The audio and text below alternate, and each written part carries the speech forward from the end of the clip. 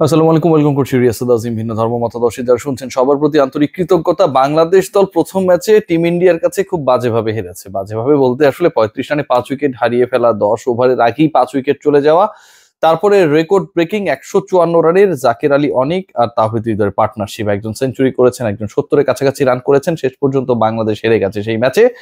ম্যাচের হাইলাইটস কিংবা কি পয়েন্টস যেটা আসলে বাংলাদেশের পরাজয়ের জন্য সবচেয়ে বড় রেসপন্সিবল, সেগুলোকে যদি আমরা সামনে আনার চেষ্টা করি, আমার কাছে মনে হয় যে সর্বপ্রথম এবং একমাত্র কারণ হিসেবেও যদি কেউ দাঁড় করাতে চায় যে বাংলাদেশ পরাজিত হতেই পারে, কিন্তু এত বাজেভাবে যে স্টার্টটা হয়েছে, যেটা আসলে প্রথম 10 ওভারেই নিশ্চিত হয়ে গেছে যে বাংলাদেশ এই ম্যাচে কোনো ধরনের ডমিনেটিং ক্রিকেট খেলতে পারবে না।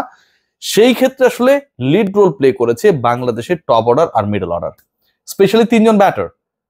সৌম্য সরকার শূন্য করে আউট হয়ে গেছেন, আরো একটা আইসিসি ইভেন্ট শুরু করেছেন উইথ জিরো, বিগ জিরো শুরু করেছেন শূন্য দিয়ে। এবারের ICC event Najmul Hossain Shanto, he is the captain of the side. এবং মিডল অর্ডারে মুশফিকুর রহিম। এই যে তিনজন ব্যাটার সবে মিলে খেলেছিলেন মাত্র 8টা বল, এবং যে 5 উইকেটের পতন ঘটেছে তার তিনজন হচ্ছেন সৌম্য, শান্ত এবং মুশফিক। তাদের কারণে বাংলাদেশ যে স্টার্টটা এক্সপেক্ট করছিল সেই এক্সপেক্টেড স্টার্ট পায় নাই। স্পেসিফিক্যালি বাংলাদেশ স্ট্রাগল করেছে, এবং ওই ষষ্ঠ উইকেটের অভাবনীয় পার্টনারশিপটা না হলে শেষ পর্যন্ত টিম টাইগার্স 100 ম্যাজিক ফিগার ছুতে পারতো কিনা সেটা নিয়েও শঙ্কা তৈরি হয়েছিল।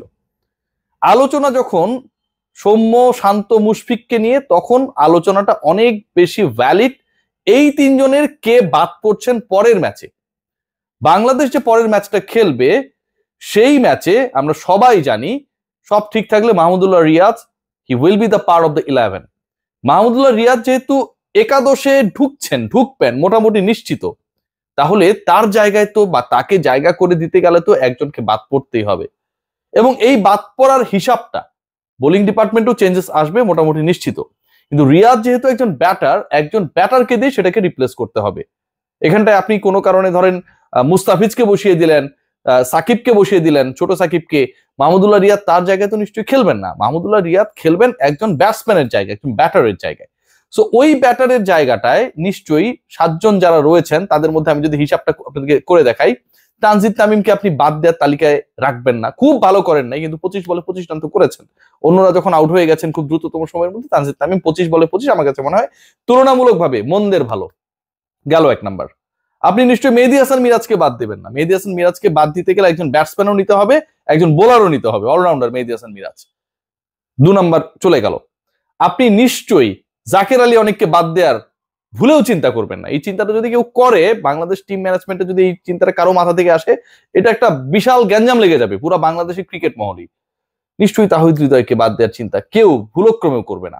এই যে 4টা নাম বললাম, এই 4টা নামের বাইরে থাকে আরো 3 জন, মুশফিকুর রহিম, সৌম্য এবং শান্ত। লাস্ট ম্যাচের যারা জিরো করেছে, এই 3 জনের একটা আফসোস হতে পারে যে লাস্ট ম্যাচটা তারা যে খেলেছেন অন্তত 1টা 2টা রান করলেও কিন্তু অন্য যারা জিরো করেছে তাদের থেকে একটু হলেও এগিয়ে থাকার সুযোগ ছিল। বাদ পড়ার যে তালিকা হিসাব নিকাশ হচ্ছে সেখানটায় অন্তত তাদের নামটা আসতো না। আমরা যদি খেয়াল করে দেখি সৌম্য সরকারের যে ইনিংস গুলো রয়েছে, সৌম্য সরকারকে নিয়ে আমি আলোচনাটা করতে চাই। সৌম্য সরকার যে সবশেষ 5টা ইনিংস খেলেছেন, তাতে তিনি সবশেষ ম্যাচে তো জিরোই করেছেন, তার আগে 73 করেছিলেন তিনি, এবং সেই ম্যাচে বাংলাদেশ জয় পায় নাই। তার আগের ম্যাচে তিনি 2 রানে আউট হয়ে গিয়েছিলেন, সেই ম্যাচেও বাংলাদেশ জয় পায় নাই। তার আগের ম্যাচে তিনি 19 করেছিলেন, সেই ম্যাচেও বাংলাদেশ ভালো করতে পারে নাই। এবং 24 করেছিলেন তারও আগের ম্যাচে আফগানিস্তানের বিপক্ষে, সেই ম্যাচেও বাংলাদেশ জয় পায় নাই। Soumya Sarkar as a top order batsman or as an opener, তিনি তার যে রোলটা প্লে করেছেন সেটা কোনোভাবেই সিগনিফিকেন্ট ছিল না।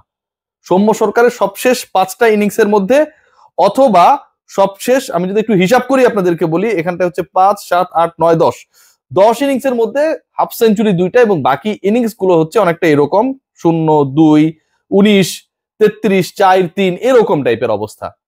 সৌম্য সরকারকে কি আমরা বাদের তালিকায় রাখতে পারি কিনা? ডেফিনেটলি ভ্যালিড পয়েন্ট যে সৌম্য সরকার, 2টা কারণ। একটা হচ্ছে according to his performance of form, দ্বিতীয় যেটা অ্যাকর্ডিং টু হিজ ফিটনেস। কোনোভাবেই পরের ম্যাচে যদি আপনি তাকে ড্রপ করতে চান, many logics you can have to drop Soumya Sarkar. Mushfiqur রহিমের হিসাবটা একটু করার চেষ্টা করি। মুশফিকুর রহিমের যে অবস্থা, সেই অবস্থাটা সৌম্য সরকারের থেকেও খারাপ। তিনি সবশেষ ম্যাচে তো 0 রানে আউট হয়েছেন। তার আগে যে ম্যাচটা তিনি খেলেছিলেন ওয়েস্ট ইন্ডিজের বিপক্ষে তিনি খেলেন নাই, আফগানিস্তানের বিপক্ষে তিনি খেলেছিলেন, শারজায় খেলা হয়েছিল, সেখানটায় তিনি 3 বলে 1 রান করে আউট হয়ে গিয়েছিলেন। শ্রীলঙ্কার এগেনস্টে তিনি খেলেছিলেন, আফগানিস্তানের বিপক্ষে একটা ওডিআই তিনি খেলেছিলেন। শ্রীলঙ্কার এগেনস্টে তিনি খেলেছিলেন 37 রানের একটা ইনিংস, 25 রানের একটা ইনিংস, অপরাজিত 73 রানের একটা তিনি ইনিংস খেলেছিলেন। এবং মুশফিকের গত 12টা ওয়ানডে ইনিংসের মধ্যে ওই একটা 73 রানের ইনিংসই 50 ছাড়ানো। বাকি ইনিংস গুলো যদি আমি আপনাদের সাথে শেয়ার করি সেগুলো হচ্ছে 1, 5, 10, 21, 4, 45, ডু নট ব্যাট, 73, তারপরে তো আপনারা জানছেনই যে 25, 37, 1-0। মুশফিকুর রহিমকে বাদ দেওয়ার, বাদ পড়ার যথেষ্ট সুযোগ রয়েছে, কারণ একজন ব্যাটারকে আপনার ঢুকাতেই হবে। আমি খুব প্র্যাকটিক্যাল আলোচনা করছি, কারো বিপক্ষে পক্ষে না। Let's come to the point about the captain Najmul Hossain Shanto. সবশেষ ম্যাচে তিনিও 0 রান আউট হয়ে গেছেন। যেই 3 জন মিলে 8 বল খেলেছিলেন, নাজমুল হোসেন শান্ত সেই 8 বল খেলার ক্ষেত্রে কৃতিত্বপূর্ণ অবদান ভূমিকা পালন করেছিলেন, তিনিও 0 করেছিলেন। বাংলাদেশের 3-0-এর একটা। নাজমুল হোসেন শান্তকে কি আমরা বাদ দেওয়ার পরিকল্পনায়, তালিকায় হিসাবে রাখতে পারি?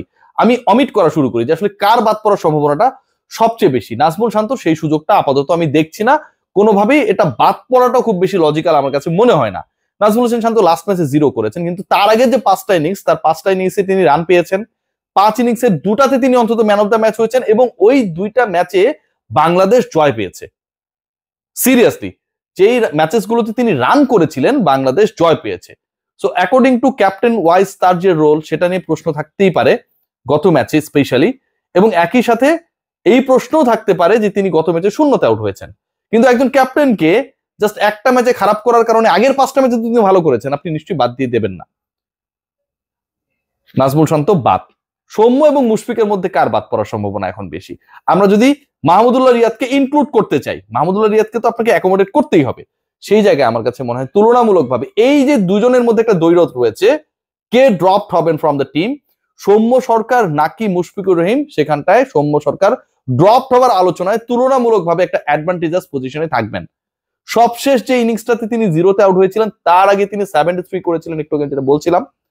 নাম্বার 2 যেটা, if you want to pick Mahmudullah Riyad at 11, you have to drop someone who is a specialist batter in middle orders, right? আপনাকে মাহমুদুল্লাহকে যদি খেলাতে হয় তাহলে তাকে খেলানোর ক্ষেত্রে এমন কাউকে দিয়ে রিপ্লেস করতে হবে যিনি একজন নিজে মিডল অর্ডার ব্যাটার। মাহমুদুল্লাহ তো নিশ্চয়ই 1 ডাউনে নামবেন না, ওপেনিং এ নামবেন না, টপ অর্ডারে ব্যাট করবেন না। মাহমুদুল্লাহর ব্যাটিং পজিশনটাই হচ্ছে 6-7 এই টাইপের একটা অবস্থায়। সো ওই জায়গায় যদি আপনি রিয়াদকে খেলাতে চান, আপনাকে এমন কাউকে পিক করতে হবে যিনি ফেইল করেছেন এবং কন্টিনিউয়াসলি তার পারফরমেন্সে আপনার টিমের কোনো ধরনের খুব বেশি উপকার হচ্ছে না, অথবা অ্যাকর্ডিং টু মাহমুদুল্লাহস পারফরমেন্স তিনি পিছিয়ে, সেই মানুষটা হচ্ছেন মুশফিকুর রহিম। এই মুহূর্তে জাকের আলী অনেককে বাদ দেওয়ার কোনো ধরনের সুযোগ নেই।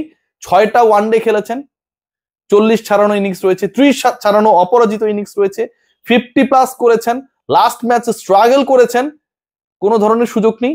এবং যদি তাকে বাদ দেওয়া হয় এটা একটা বিশাল গ্যাঞ্জাম লেগে যাবে। তাহিদ হৃদয় তো সেঞ্চুরিয়ান লাস্ট ম্যাচের, ক্র্যাম্প করছিল এবং এখন তিনি ঠিকঠাক আছেন যতটুকু খোঁজ পেয়েছি। সো বাদ দেওয়ার জায়গায় এবং রিপ্লেসমেন্টের জায়গায় মাহমুদুল্লাহ যদি দলে ঢুকেন, হোপফুলি ঢুকবেন, মুশফিকুর রহিম ছাড়া অন্য কোনো অপশন নেই। বাংলাদেশ সেই ক্ষেত্রে স্ট্রাগল করবে কিছুটা উইকেট কিপিং এর হিসাবে। জাকের আলী অনেক উইকেটের পেছনেই দাঁড়াবেন যদি এমনটা ঘটে, এবং মাহমুদুল্লাহ রিয়াদ মুশফিকুর রহিমের পরিবর্তে 11-এ আসবেন। সবাই ভালো থাকবেন, টেক গ্রেট কেয়ার। এটা আমার অ্যানালিসিস।